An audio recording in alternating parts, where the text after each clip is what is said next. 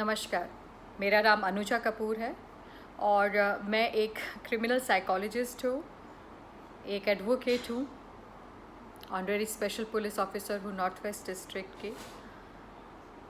Right activist हूँ, social activist rights पे बात करती हूँ, विक्टिमोलॉजी वुमेन राइट्स पे भी बात करती हूँ, विक्टिम राइट्स।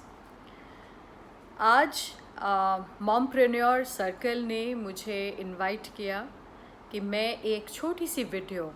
उनके प्लेटफॉर्म के लिए मेंटल हेल्थ पर दूँ। मैं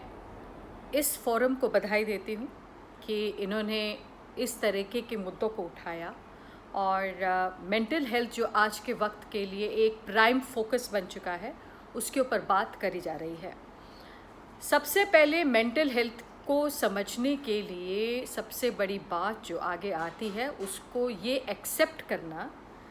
कि मुझे कोई प्रॉब्लम मेंटली इशू अराइज हो रही है, क्योंकि ये एक सबसे बड़ा प्रॉब्लम है जो हम लोग अपने आप में कहीं ना कहीं चिंतन नहीं करते इस बात का, इसके बारे में बात नहीं करते, इसके बारे में डायलॉग नहीं होता। कितनी इंडस्ट्रीज़ में, ऑर्गेनाइजेशंस के अंदर, स्कूलों के अंदर, घरों के अंदर, यूनिवर्सिटीज़ के अंदर इस बात के बारे में बात होनी बहुत ज़रूरी है।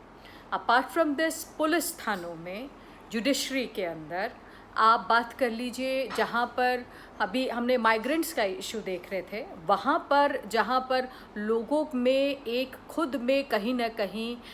एक स्ट्रेस इतना ज़्यादा डेवलप हो जाता है कि उसको काउंटर कैसे करना है वो समझ नहीं आता। तो ये जो स्ट्रेस है, ये ऑक्यूपेशन देखकर नहीं आता, कोई फील्ड देखकर नहीं आता। वो ये नहीं देखता कि बच्चों के स्कूलों में, एजुकेशन सेक्टर में घुसना है, उसे वर्क प्लेस के अंदर घुसना है, उसे बिजनेस सेक्टर के उस कॉरपोरेट लेवल पर घुसना है, या उसको जुडिशरी के लेवल पे नहीं जाना, या पॉलिटिकल एजेंडा जहाँ हो रहा है या पॉलिटिकल फोरम जहाँ है वहाँ पर नहीं घुसना। स्ट्रेस ये सब चीज़ें नहीं देखता। जैसे कि इस बार हम कोविड की बात अगर करें तो कोविड ने ये जगह नहीं देखी, अमीर गरीब, कौन सा रिलीजन, कौन सा कास्ट, सबको एक साथ आके खड़ा कर दिया और इसके अंदर सब ने एक साथ इस बार मेंटल डिसऑर्डर, साइकोलॉजिकल इलनेस, इस चीज़ को बहुत ही करीबी से एक्सपीरियंस किया है। कई कॉल्स आती हैं इससे रिलेटेड ये समझने के लिए कि क्या मेंटल सिकनेस, मेंटल इलनेस हम भुगत रहे हैं, इसको हम कैसे दूर करें, इसको काउंटर कैसे करें, क्या करना चाहिए, क्या सिम्टम्स हैं। तो शुरुआत में मेंटल इलनेस के ऊपर अगर हम बात करते हैं तो ये मेंटल इलनेस का मतलब है जो माइंड की प्रॉब्लम, जहाँ पर एक फिज़िकल इलनेस होती है जिसको दवाई लेकर ठीक किया जा सकता है, पर इसको जहाँ पर दिमागी स्तर पर कहीं अगर आपको कोई स्ट्रेस आ गया है, डिप्रेशन का मरीज़ है, या कहीं ना कहीं उसे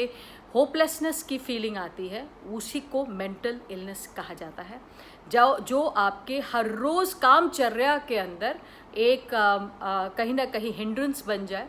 बीच में आपको आपके वेलबींग के लिए एक हिंड्रेंस बन जाए, आपको अलाउ ना करे कि आपका जो डेली कोर्स है वो आराम से हो सके। आपका मन करता है कि मैं बस मुझ में कहीं कोई प्रॉब्लम है और आप उसको एक्सप्लेन नहीं कर पा रहे हैं किसी को। मेंटल इलनेस को सबसे पहले समझना,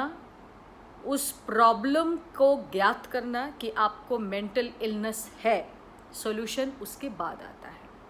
अगर आप सिर्फ ये कहेंगे कि हम गोली खा लेंगे और उससे ठीक हो जाएगा, तो मेंटल इलनेस किसी गोली के खाने से ठीक नहीं होता।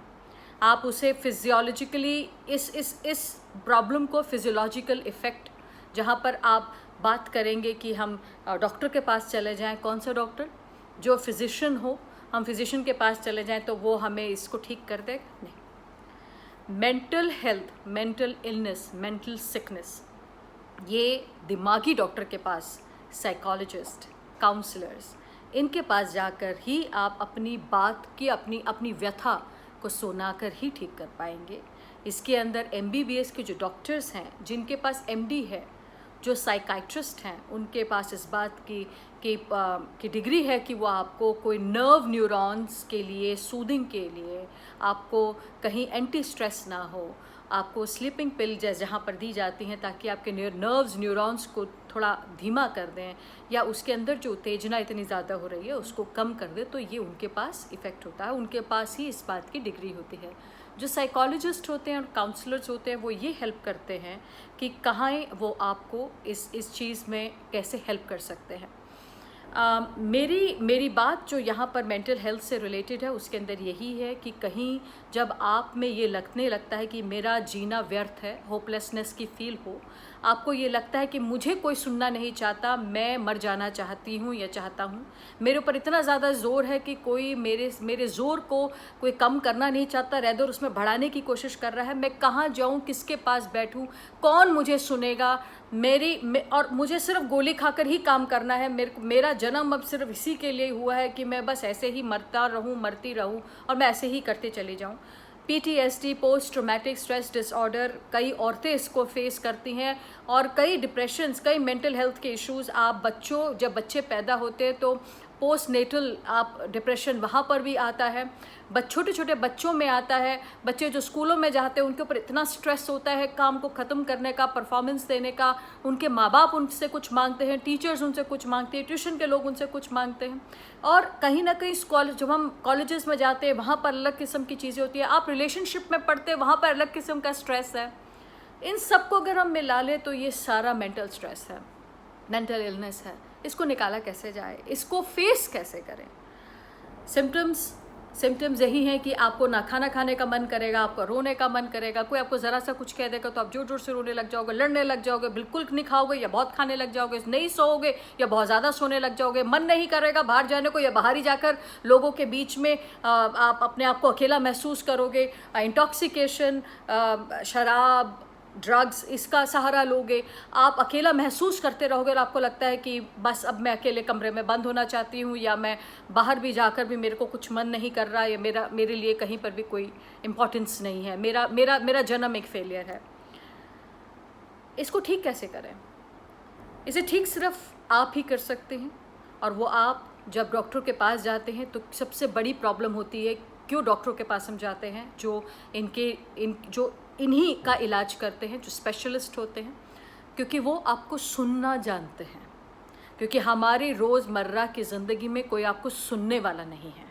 तो यहाँ पर ये आपको सुनते हैं, आपकी प्रॉब्लम्स को डिस्कस करते हैं, आपके उस डिस्कशन के अंदर उस मूल रूप से उस बिंदु को निकालते हैं जो आपके मेंटल हेल्थ को प्रॉब्लम दे रहा है, क्यों आपने ये सब चीज़ें सीखी, क्यों आपको ये लग रहा है, क्या किया जा सकता है और हम सब कलेक्टिवली इसके अंदर कैसे करें। ग्रुप डिस्कशंस होनी बहुत ज़रूरी हैं, आप अपने दोस्तों से इसके लिए बात करें, पेरेंट्स को मैं ये हिदायत दूंगी, बच्चे घर पे इनके साथ पहले से आप बैठे बात करें,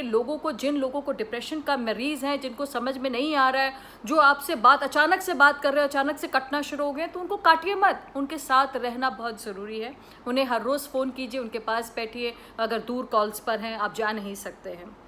तो यहाँ पर होपलेसनेस हम लोग इसलिए फील करते रहते हैं क्योंकि इतना कुछ हमसे एक्सपेक्ट किया जाता है कि हम उसके बाद उसमें खो जाते हैं कि हम कहाँ तक लोगों को खुश करें। और यही सबसे बड़ी चीज़ है कि आपको अपने आप में खुशी ढूंढनी बहुत ज़रूरी है, और वो खुशी आप कैसे देखेंगे। कई मैंने देख रही हूँ कि योगा से रिलेटेड बात करी जाती है। योगा का मतलब सिर्फ यही नहीं होता कि योगा में आसन कर रहे हैं, नहीं, योगा में एक मेडिटेशन होता है। वो मेडिटेशन का मतलब क्या है? मेडिटेशन का मतलब है कि जैसे आप और मैं बात कर रहे हो, और यहाँ पर जब हम बात करके बैठें तो कुछ देर के लिए सांस ले,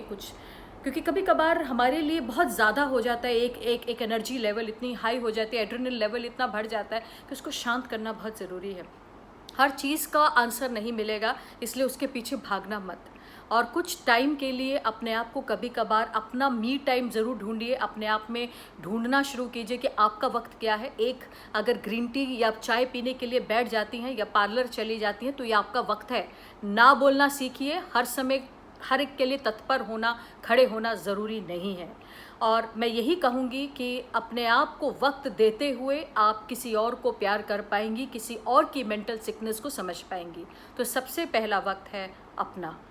जब आप अपने आप को ढूंढना शुरू कर देंगे, पॉजिटिव थिंकिंग का मतलब यही नहीं, पॉजिटिव रेनफोर्समेंट, पॉजिटिवली अगर आप हर चीज़ की एनर्जी को सोचने लगेंगी कि मेरे साथ नेगेटिव होगा नहीं, और यही चीज़ को मैं इस तरीके से आगे लेकर आऊँगी कि ये सही रहेगा, वही चीज़ आपके लिए मायने रखती है, और आप अपने आप को ढूंढिए, अपने आप में, लोगों में नहीं। मेरा आप सबको बहुत प्यार भरा नमस्कार।